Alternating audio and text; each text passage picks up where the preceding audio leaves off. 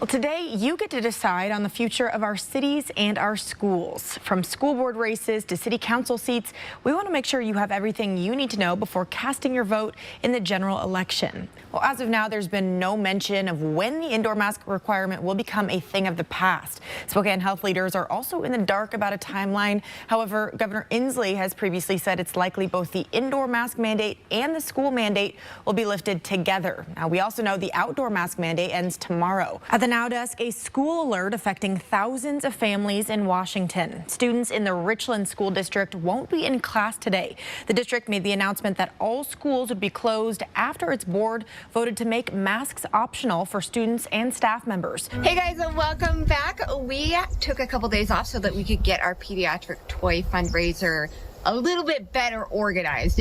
Good, simple living. That was what the Souza family set out to cultivate with their decision to uproot and move to North Idaho. It's also the inspiration for their YouTube content. Hi guys, and welcome back to our channel. Today we are going to be giving you a full tour of... Now, with the help of their 300,000 followers, the Souzas are giving back to the community in a big way. You know, what an awesome opportunity, and we wanted to use that for good. So when blessed with a platform, use that to help your local community if possible. A simple mission, a holiday toy drive for sick kids. The Souza family put the call out to their viewers, and what happened next was completely unexpected. We didn't fathom this kind of response. This is 3 times what we thought was going to happen. An outpouring of gifts, all collected for pediatric cancer patients and their families. Just very, very encouraging to see the way that folks have responded and gotten on board with our cause. Hundreds of gifts delivered to their doorstep every day. The Souzas have received so many packages, they've actually become friends with their delivery worker. Become very fun. You know, we never know what to expect. He'll show up, and the first question I always ask him is, how many today? And the numbers that we've been getting have been incredible. I mean, 100+ packages on a daily basis. It's been overwhelming, but in the best sort of way. At the end of the month, the Souza family will load up their trailer and deliver the gifts to the American Childhood Cancer Organization Inland Northwest, a nonprofit that supports children with cancer and their families by providing education, practical hands-on support, and financial assistance during treatment. And anything we can do to help these kids and these families, I just think it's a great cause, and it's very worthwhile. PE classes in the living room, gyms shuttered, organized sports canceled. For many students, physical well-being took a backseat during the height of the pandemic. Sarah Skates, a health and fitness teacher for Central Valley Virtual Learning, has experienced it happen to her students firsthand. Some students have resources. They have gyms, or they can go outside. Some students are just confined to their homes. The full impact of the pandemic on kids' health and fitness won't be clear for a while, but we've already seen it's caused at least a short-term spike in childhood obesity. Rates of obesity in 5 to 11-year-olds rose nearly 10 percentage points in the first few months of 2020. And it's not just physical health that's been set back. Skates says there's the social component, too. A lot of times, PE in person is the time for students to get social interaction. Live Zooms were not so much live workouts with each other. They were more, let's talk about what each person is doing for their workout. Let's share, let's sort of interact and try and find that social piece. Skates has spent the majority of her last 2 years instructing PE and art over Zoom, with students joining in from their bedrooms and living rooms.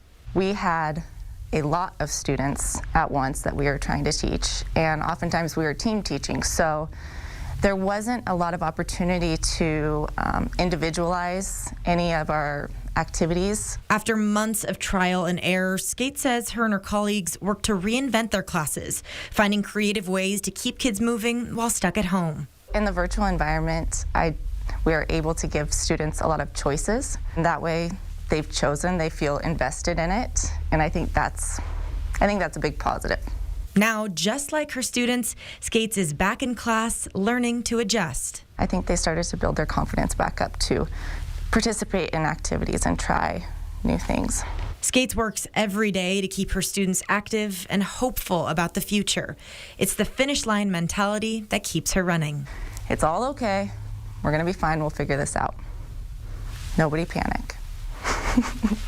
In Spokane Valley, I'm Olivia Roberts for News Now. Brewed with history, hops, and heart. We all have a heart, and we give because we can. And I think there's so many people in the Spokane community that give so much. If it's time or money, they give their heart. That's the promise behind No Lie Brew House. Owner John Bryant and his wife Cindy believe the way they do business should elevate the community. For John, it's a mission that's rooted in his own family history. He grew up in a logging town in western Washington and credits the support of the community for lifting his family out of some tough times. It's a lot of a byproduct of generations of my family that helped get us to this point. It's a byproduct of my wife's family, very blue collar of generations, to get to this opportunity in life, to be able to do some great things. In some of the steepest uphill battles our community has faced recently, No Lie has been there to lend a helping hand. From making meals for more than 1,000 local students when the pandemic hit, to raising tens of thousands of dollars for families after a wildfire devastated the towns of Malden and Pine City. As we continue to grow, we're able to give more and more. That's our goal, to give more and more. John always says, we're going to do it. A big check for like $100,000 one day. We're going to do it. We're going to rally everyone and like, okay, we can do this. A collaborative effort for collective success. And we work around the clock to make sure that Spokane will be the best Spokane that it can be. And we're proud to be a part of it. Well, some breaking news out of Miami Beach, Florida, where at least one person was killed when a 12-story condo partially collapsed early this morning. Rescue crews continue to search for any survivors. Now, it's not clear how many people were inside this building when it collapsed just before 2 a.m. But as we take a look at the aftermath here, you can see half of the tower is now a pile of rubble. Well, after a months-long search for a civil rights officer, the city of Spokane made a choice, and it may be a familiar face to some people. Spokane Public Schools Board President Jarrell Haynes will take on the role. In just 1 hour, the Supreme Court will consider a case that could fundamentally transform abortion rights in America. In the case of Dobbs versus Jackson Women's Health Organization, Mississippi is asking the court to overturn Roe versus Wade. And with the most conservative majority in a generation, it's not clear yet how the high justices might rule. At the Now Desk, new developments in the high-stakes tensions with Russia over Ukraine.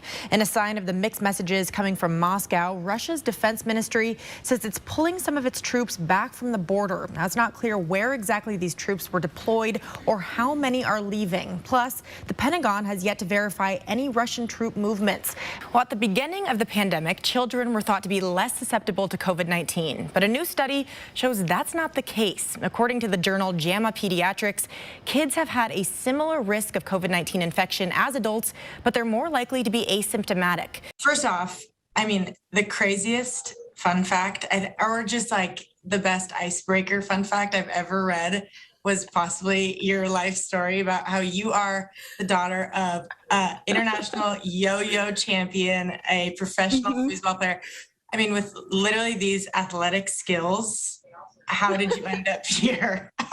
How did you end up as a comic?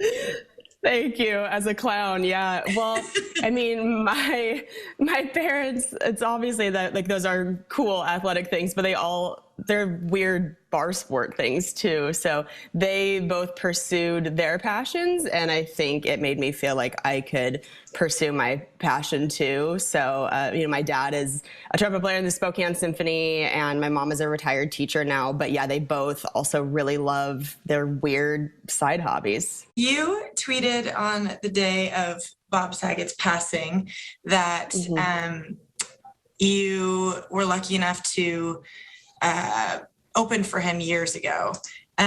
Walk us through that night, kind of talk a little bit about that experience and what led you there, and what that was like performing for someone like that.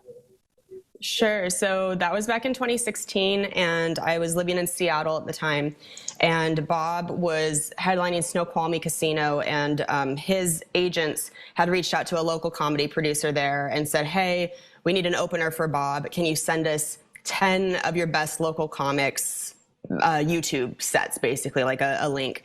And so the producer reached out to me. I gave him one of my YouTube links, and then Bob watched all 10 comics sets on YouTube, and he ended up picking me. And that alone, I was just freaking out because it's Bob Saget, and I was 25. I had never opened for somebody big like that yet.